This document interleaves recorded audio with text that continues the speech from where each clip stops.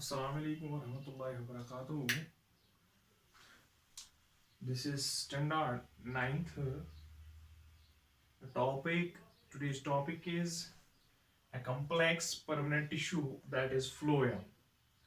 First one was the xylem and second one is phloem.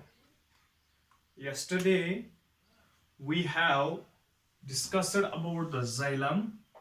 Xylem was considered as a woody part of the tissue. Woody part of this, that means the permanent tissue, and phloem is considered as the bast.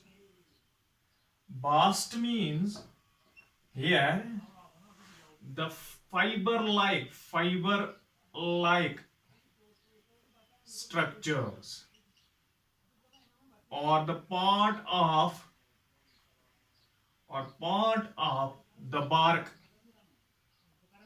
or part of the bark. So today we have to discuss about this bast. We have to discuss about this bast.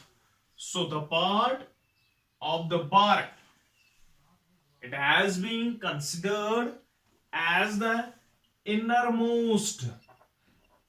It is being considered as the innermost part of the bark. Innermost part of the bark. So we here have to discuss, we here have to describe what we have to that, what is this phloem, what is this bast, what is this bast. So the bast is used in the preparation of in the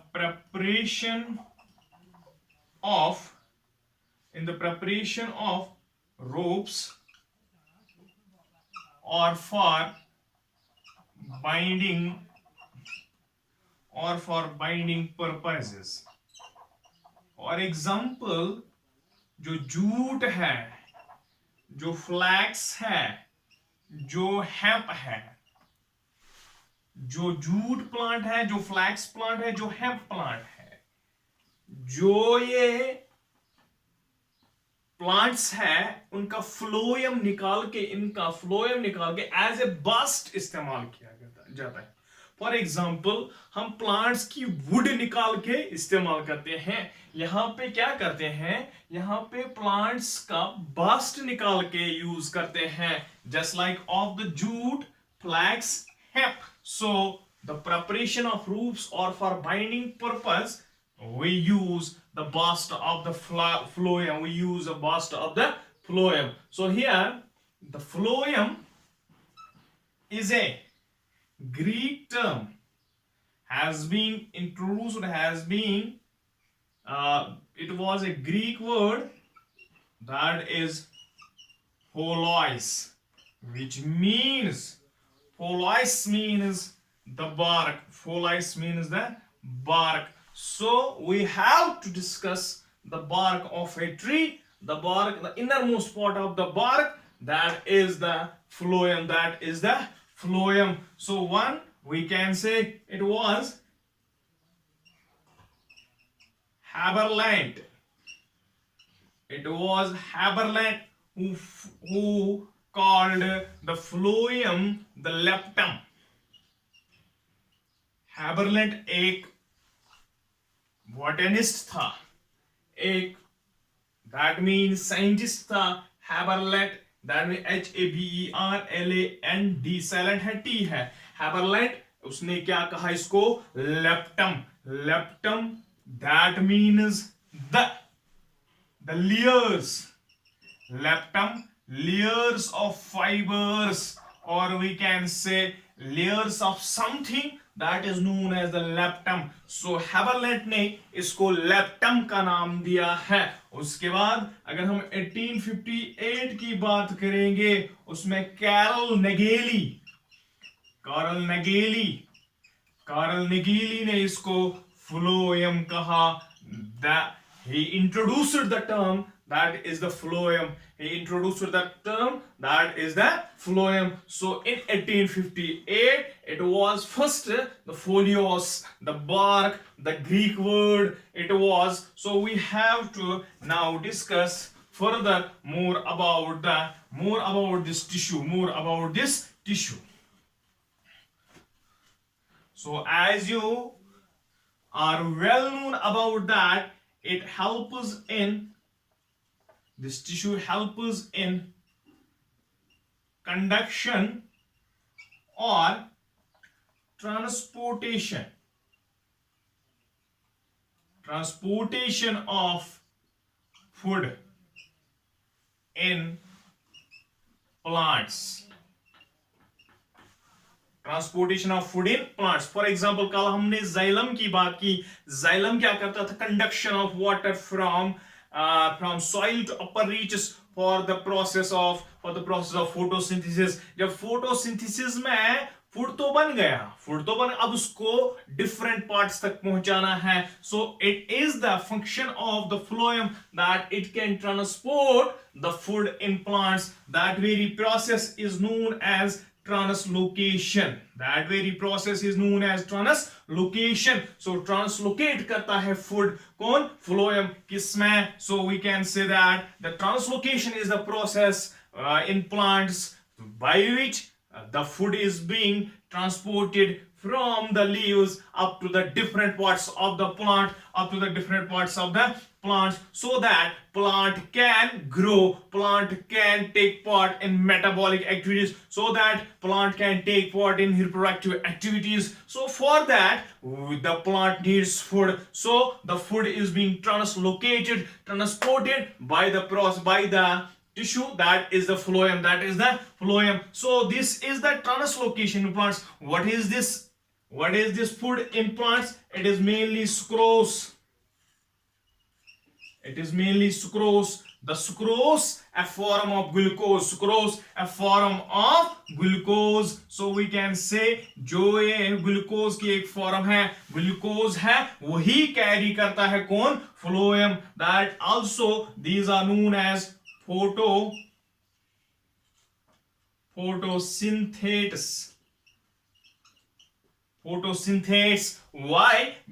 Because these are being prepared by the process of photosynthesis. That is why these are known as a photosynthetes. So हम कहेंगे कि translocation तो food की हो गई. किन की हो गई? फोटोसिंथेटिस की ट्रांसलोकेशन हो गई. किसके द्वारा? फ्लोएम के द्वारा. फ्रॉम वी कैन से, इससे पहले आपने जाना कि अगर हम कहेंगे कि ये जो फ्लोएम, ये जो जाइलम था, ये कंडक्शन करता था from soil to upwards. It was the unidirectional. But in phloem it is multidirectional or bidirectional.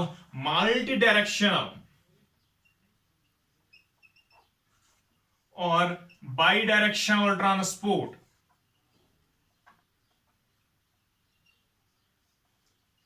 As you are well known about that, जो एक ब्रांच में बनता है, एक लीफ पे बनता है, वो तो नीचे भी जा सकता है फूड, वो ऊपर की तरफ भी हो सकता है फूड, जा सकता है फूड. दैट मीन्स इसकी ये जरूरी नहीं कहना है कि एक ही डायरेक्शन में हो जाएगा. ये तो बहुत सारी डायरेक्शंस में चल सकता है कौन? ये food through the phloem. That is why इसका ट्रांसपोर्ट जो है, जो फूड का ट्रांसपोर्ट है, वो मल्टी डायरेक्शनल और बाई डायरेक्शनल होता है.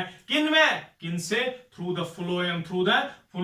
अब हम जानेंगे कि इसमें भी, फ्लोएम में भी, कल हमने बोला कि कॉम्प्लेक्स टिश्यू किसे कहते हैं. कॉम्प्लेक्स टिश्यू में हम कहेंगे ये वो टिश्यू है जिसमें एक ही किस्म की सेल्स नहीं होती है, एक ही ऑरिजिन से निकल आएंगे, एक ही फंक्शन भी करेंगे, लेकिन डिफरेंट टाइप्स ऑफ सेल्स होती है. सो इसमें भी है. Phloem is composed of 4 elements. किनका बना है? 4 एलिमेंट्स का.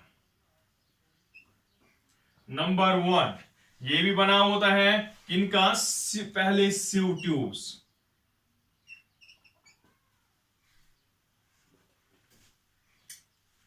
पहले सीव ट्यूब्स, ये क्या होते हैं? elongated tube like cells, elongated tube like cells, size ranges between 100 to 500 micrometers in dicotyledons. Dicotyledons में 100 to 500 माइक्रोमीटर इनका साइज होता है, बाय elongated लेंथ वाइज होती है, ठीक है। अगर हम कहेंगे, अब किन की बात करेंगे? अगर हम कॉनिफर्स या जिम्नोस्पर्म्स की बात करेंगे, इनमें इनकी लेंथ, फ्लोएम सेल्स की लेंथ बहुत ज्यादा होती है, क्योंकि वे कॉनिफर्स या जिम्नोस्पर्म्स बहुत लंबे होते हैं। तो इनमें इनकी लेंथ, जो सीव ट्यूब्स की लेंथ होती है, वो ज्यादा होती है। That is ranging between 1500 to 5000 micrometres. 1500 to 5000 micrometres इनकी लेंथ होती है, elongated लेंथ होती है किनकी? सीव ट्यूब्स की, ठीक है। विड्थ, अब अगर हम विड्थ करेंगे सीव ट्यूब्स की, ये है 10 to 70 micrometres. Width wise 10 to 70 micrometres होते हैं किनकी? ये सीव ट्यूब्स की साइज है। दैट मींस पहले तो elongated tube like cells होती है, जस्ट लाइक दिस। ये भी ट्यूब है, सो elongated tube like cells, size ranges between 100 to 500 micrometers in conifers। अगर हम in dicotyledons ये है इनका, क्योंकि dicotyledons शॉर्ट प्लांट्स होते हैं। अगर हम conifers की बात करेंगे, लंबे प्लांट्स जो होते हैं, वहां जिम्नोस्पर्म्स के, उनमें सीव ट्यूब्स की लेंथ ज्यादा होती है, 1500 to 5000 माइक्रोमीटर्स, 1500 to 5000 माइक्रोमीटर्स। जो विड्थ की बात करेंगे, 10 to 70 माइक्रोमीटर्स इनकी विड्थ होती है। अब हम इनके स्ट्रक्चर के बारे में जानेंगे, सीव ट्यूब के स्ट्रक्चर के बारे में।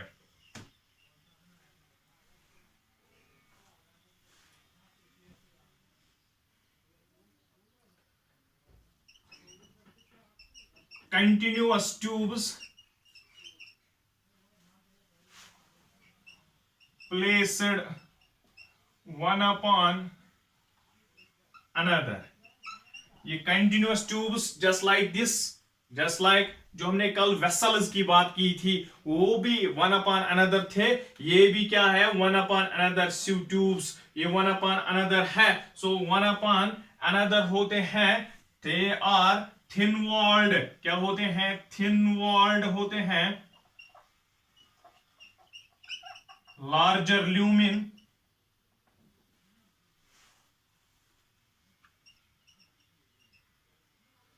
transverse walls,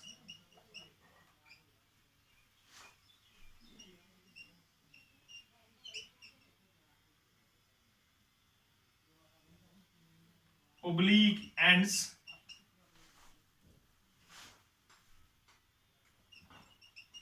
having perforations और पोर्स। कंटिन्यूअस ट्यूब्स ये वन अपॉन अनदर होते हैं। थिन वॉल्ड, ये थिन वॉल होता है यहां पे भी और एंड पे भी।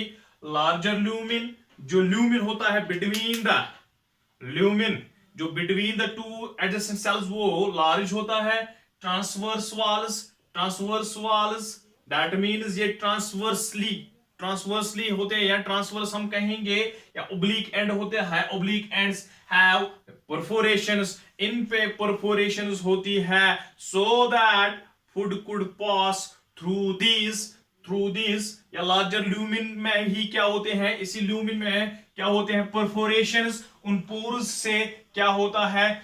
ईच मैच्योर, या हम कहेंगे कि ये जब पोर्स होते हैं, इसी में से फूड ट्रांसपोर्ट होता है from one tube to another tube, from one sieve tube to another sieve tube. किन के जरिए से? पोर्स के जरिए से। जो वहां पे परफोरेशंस थी, किन पे? ओब्लिक एंड वॉल्स पे। किन में? वेसल्स में। जाइलम वेसल्स में यहाँ पे स्यू ट्यूब्स के एंड वॉल में परफोरेशन है, पोर्स है, उनसे क्या निकल आता है, that means through them the food is being transported from one tube to another tube. जब क्या होते हैं ये, जब क्या होते हैं ये स्यू ट्यूब्स जब प्रीमैच्योर होते हैं, ये लिविंग होती है, क्या होती है, लिविंग। और जब क्या होती है मैच्योर होती है, प्रीमैच्योर पे या यंग पे, यंग सेल्स होती है लिविंग। जब क्या होती है मैच्योर,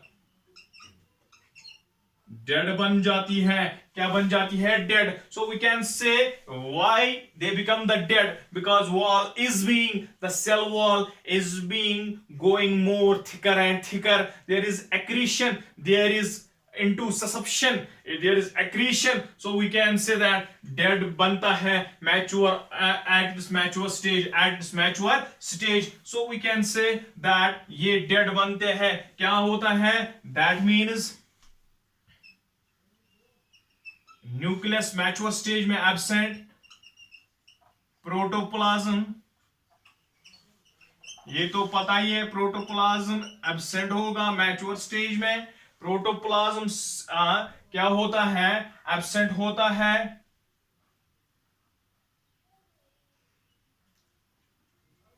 एक सेंट्रल वैक्यूल होता है, एक सेंट्रल वैक्यूल होता है जिसमें सेंट्रली साइटोप्लाज्म रहता है, सेंट्रली साइटोप्लाज्म रहता है। तो अगर हम कहेंगे कि वैक्यूल सेंट्रल वैक्यूल होता है, बाकी जो न्यूक्लियस था वो भी अब डेड हो गया, प्रोटोप्लाज्म जो बाकी ऑर्गेनेली से वो भी डेड हो गए, लेकिन क्या रहता है, ईआर रहता है। क्योंकि अगर हम बात करेंगे ईआर या प्लाज्मोडेस्मेटा की, प्लाज्मोडेस्मेटा की, अगर आपको पता है कि प्लाज्मोडेस्मेटा क्या है, साइटोप्लाज्मिक थ्रेड्स, जो सेंट्रल वैक्यूल में साइटोप्लाज्म था, उसके साथ साथ जो ईआर निकल आता है through the pores from that of the adjacent cells, so we can say from that or towards the adjacent cells, so we can say that is plasmodesmata, plasmodesmata। जो ये प्लाज्मोडेस्मेटा है ये काम करता है किनमें, जो ये स्यू ट्यूब्स होते हैं इनमें क्या होता है, nucleus, plastids, mitochondria, ER, dictyosomes are, और वी कैन से ईआर तो प्रेजेंट होता है, बाकी डिक्टियोसोम्स एब्सेंट होते हैं, because ER plus cytoplasm is the plasmodesmata ये निकल आता है through the sieve tubes, so we can say that sieve tubes are that very tubes which are the resultants, which are responsible for the transportation of, for the translocation of food through the vascular bundle, that is the phloem, so phloem में ही जो main काम करता है वो स्यू tube का है। किसका है, स्यू ट्यूब। जस्ट लाइक जो ट्रेचरी एलिमेंट्स थे जाइलम में, कौन कौन, ट्रेचर्स एंड जाइलम वेसल्स जो थे वहां पे वो दोनों मेन काम करते थे, यहां पे कौन करता है, स्यू ट्यूब। स्यू ट्यूब क्या करता है, काम करता है as the main element of the phloem, as the main element of the phloem. अब उसके बाद हम कहेंगे कि दूसरा है जाइलम। ये जो स्यू ट्यूब है,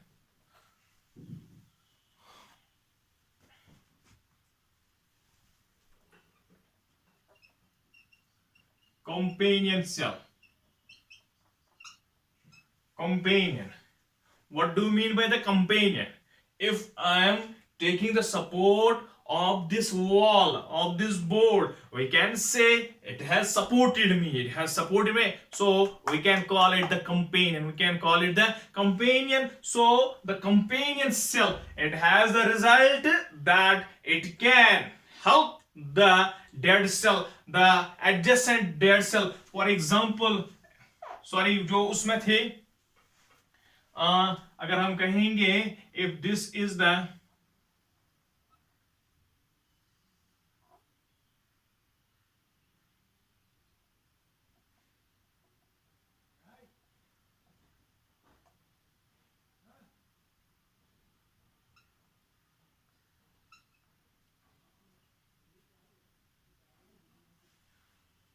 So we can say this is the companion cell. This is the companion cell.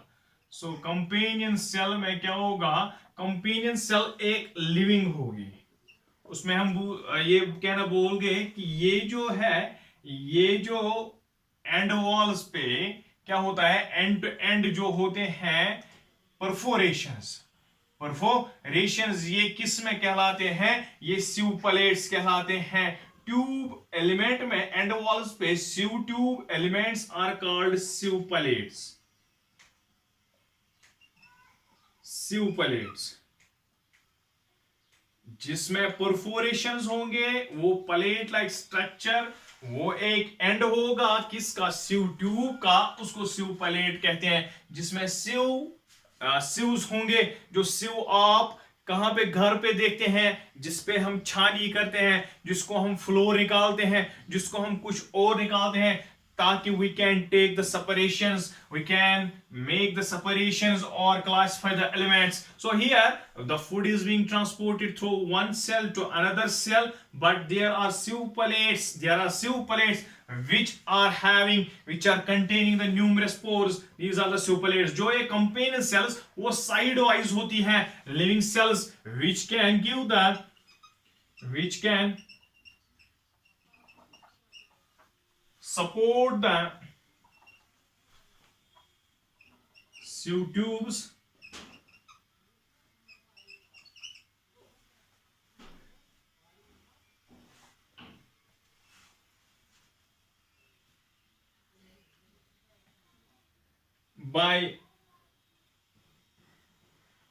support the sieve tubes by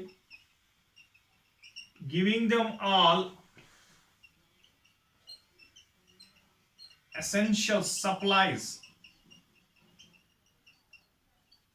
for their survival. जो उनको ये कंपेनियन सेल भी तभी तक रहती है, ये हमेशा नहीं रहती है कंपेनियन सेल. जब तक सीव ट्यूब है तब तक कंपेनियन सेल है. क्यों? इस कंपेनियन सेल की फंक्शन ही है, इस कंपेनियन सेल का मकसद ही है कि इसको रिगार्ड करना है, इसको सपोर्ट करना है. किसको? It has to support the sieve tube. It has to support the sieve tube. So which can support the sieve tube by giving them all essential supplies. जो supplies होती है, जो इसके मेटाबॉलिक एक्टिविटीज को support करेंगे. जो इसमें living protoplast भी होता है. लिविंग प्रोटोप्लास्ट, न्यूक्लियस होता है, ईआर होता है, माइटोकॉन्ड्रिया होता है. एनर्जी रिलीज होती है, वो एनर्जी खुद यूज करके जो मटेरियल्स बनते हैं through the plasmodesmata. Now it can enter into the sieve tubes. So that is the cause, that is the function of the companion cell, that we have to support the sieve tube. So it shows that means इसमें और companion cell और sieve tube का एक common wall होता है.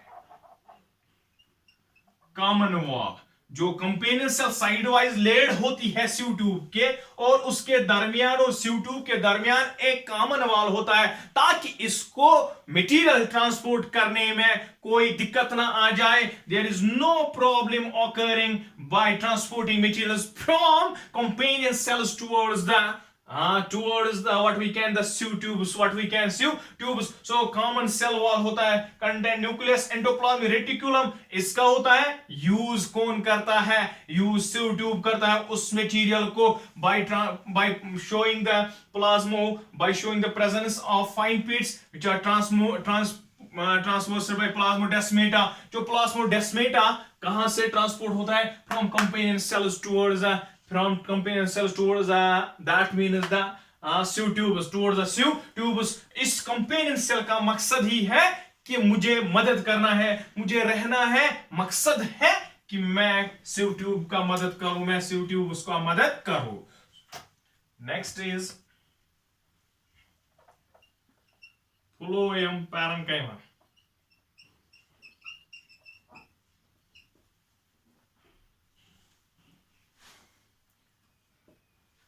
अगर हम कहेंगे ये thin walled thin walled cells होती है, thin walled parenchyma cells absent in monocots and herbaceous dicots.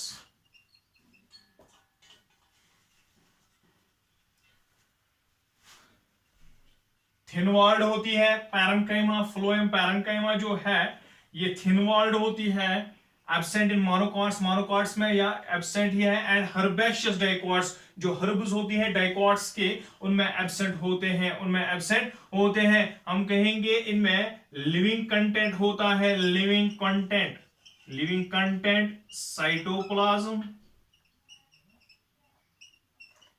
And nucleus, living content cytoplasm होता है एंड न्यूक्लियस होता है। They store food, they store food materials.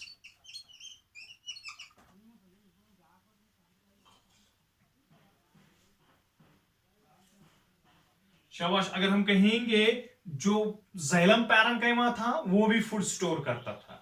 ये जरूरी नहीं है जाइलम ट्रांसपोर्ट फूड नहीं करता है, लेकिन हम कहते हैं कि वेसल्स जो काम करते हैं उनको भी एनर्जी चाहिए।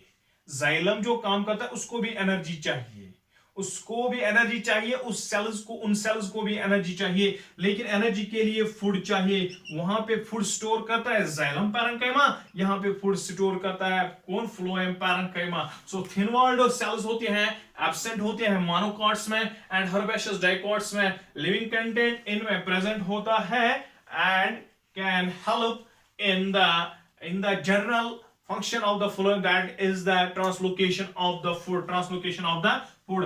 उसके बाद है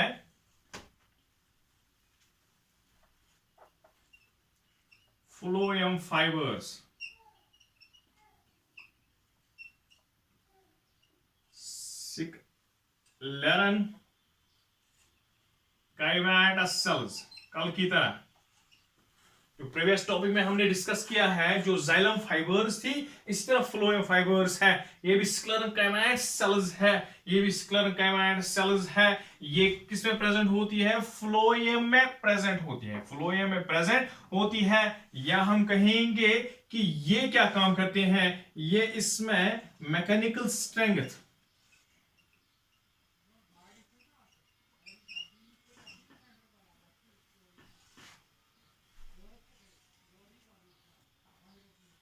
vertically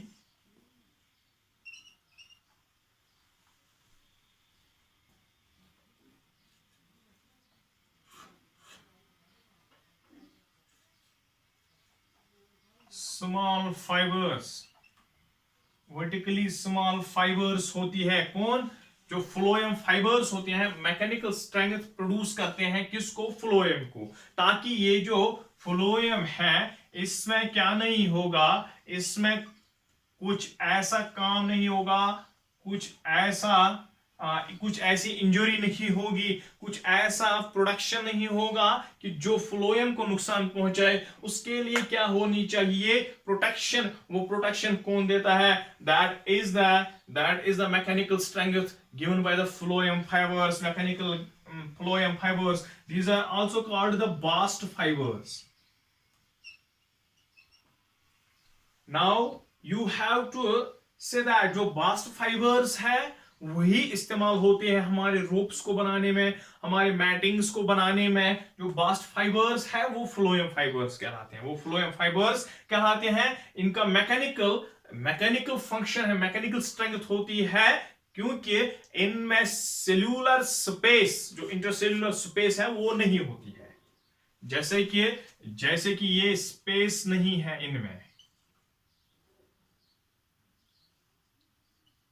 इनमें स्पेस नहीं है। जब स्पेस ही नहीं है इन सेल्स में, that is why they can give the mechanical strength they can give the stiffness, they can give the hardness to the phloem tissue so that it is not being injured by any mechanical injury. There is the mechanical strength produced by the shown by the phloem fibers, shown by the bast fibers. So these are four types of cells, four different types of cells. One was the sieve tube, the main element of the phloem. Next was the companion cell, which gives the support, which supports the sieve tubes. Next was the parenchyma, the living, which stores the living cell, which stores the food for the metabolic activities of other cells, which stores the food, and xylem fiber, phloem fibers, which can give the mechanical strength to the phloem, which can give the mechanical strength to the phloem. So you can easily differentiate the functions of general phloem. जो phloem है इसकी general functions को हम easily differentiate कर सकते हैं. Number one है, it can translocation of food and organic solutes from leaves to different parts of the plant. ये पहली फंक्शन है. Number two, it stores the food.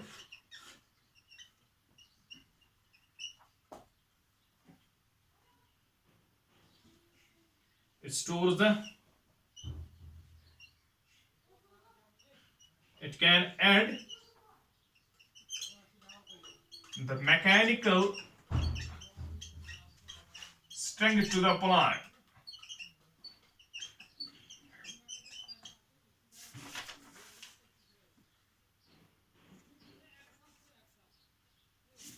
It can support, it can add the mechanical strength to the plant. So we can say that it can add the mechanical strength. So these are the general functions of the phloem. First one, it was a translocation. Next, it stores the food by that of the phloem parenchyma, and it was this companion cell which gives the support to the xylem. This we can say that the sieve tubes, it can add the mechanical strength to the plant. जब fibers present है, sclerenchymatous tissue की cells present है किसमें, phloem में. So we can say that it can add support, it can add the mechanical strength to the plant. Hope that you have understood well. Thank you.